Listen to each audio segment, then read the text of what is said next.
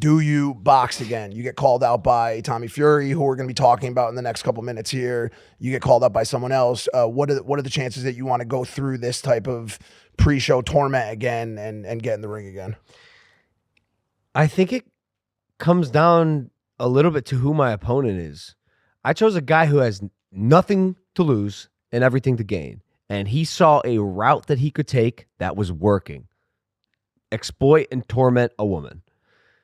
He went too far. It's going to have its consequences. It did have its consequences. But I chose someone who basically was willing to risk it all. You know? If I were to choose a person like Tommy, a little bit more of a respectable, professional person, or even someone like McGregor, like big brands work with McGregor. He's a household name. He's the notorious, and he does some pretty dirty shit, but I don't know if anyone would go that low besides like a literal like scum.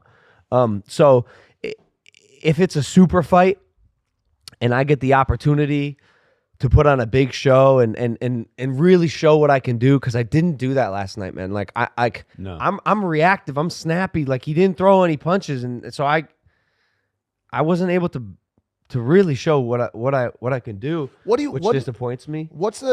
Why do you want to fight? Why do you want to fight? Like, what's your hope? Yeah, why do I want to fight? Because that's just gangster, dog. I mean, that might be the answer. Yeah, I mean, yeah, Shit's and also badass as fuck, He's dude. young, Come he could on. do it Yeah, now. but You so know, is doing a double front flip off the top rope in WWE. WWE is so fun. So, But it's but the risk. and It's you know, the and you risk. know You what's get more gangster than anything? Completely going off the grid after pulling 10 Bs out of a brand. You know what I'm saying? Like what is it about that? Especially, like, I just want to bring this back up. It's like we talk about the McGregor fight. And I'm going to play that devil's advocate a little bit today. That's your brother's fight. In your brother's mind, that's his fight. Well, so You is know the what Tommy Well, fight. listen, when Tommy calls you out, it's a different story. Tommy did call you out directly, but it's just my curiosity is like, in a way, all of the side shit that happened during this fight and all the negative press that came out of it, in like this strange way, almost felt like this like godsmack of a situation about you playing in a space that like you don't really want to be in or belong in. You know what I'm saying? And I don't mean that disrespectfully. I just mean like you have lanes that are so crazy built out and so made for you. And I feel like in a way, like a part of you just from a pride standpoint almost wants to just clear somebody's head off just to be like, okay, I did it. Now shut up. I have that knockout power. And to be honest with you, in my eyes, it kind of sucks that didn't happen last night, because I think it would have checked the box for you where you could have walked away and been like, okay, I did that thing. It's a very accurate assessment of what's taking place. Like when people watch me box, sure, they're entertained. Sure, they're maybe impressed, but no one's like, he was born for this. That kid's a real boxer. He got hands for days. It doesn't happen. But when people watch me in WWE, like after my first WrestleMania, I came back to the locker room. Everyone was like, "What the fuck did we just watch? You were built for this." Vince McMahon told me backstage. He goes, "Your future is here." He's right. I'm like, maybe this is my thing. Porque, right? Like you guys walk out of the ring last night. You know, everybody is like, what the fuck just happened? Dillon was doing somersaults in the middle of the ring, throwing it back, fucking putting his pussy in the air for somebody to jump on. Like, what just happened? And then all of a sudden, and maybe we change gears here, you see these two animals jump into the ring, two dogs.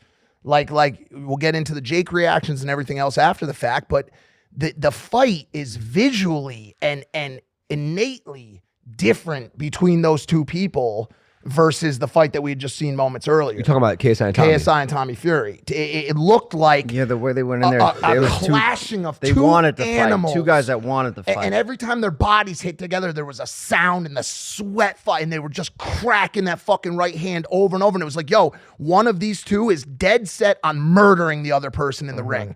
And has no inkling of a non-desirability of staying in the pocket and getting the shit beat out of them to get it done.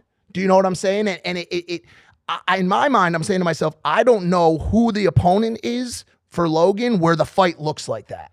Mikey, I'm not that kind of athlete, which maybe is why kind of what you're saying, that boxing might not be something I'm gonna pursue wholeheartedly. And you know this, like on the football field, we were pretty good my senior year. We made it to districts, or we made it to whatever the next level up is. We won the conference championship for the first time in like 20 years. We were very good. Our team was very good.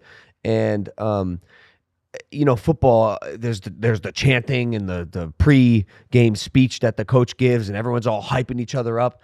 I'm quiet. I don't raise my voice. Y'all, I'm the team captain, and my team's hooting and hollering, and I'm in the back kind of like, yo, what are you fucking idiots doing? Like, save your energy. Like, I'm gonna go murder someone on the field, but I don't know if I have or am capable of finding the balance between being a calm, strategic boxer that is playing chess with my fists and I want to kill this person.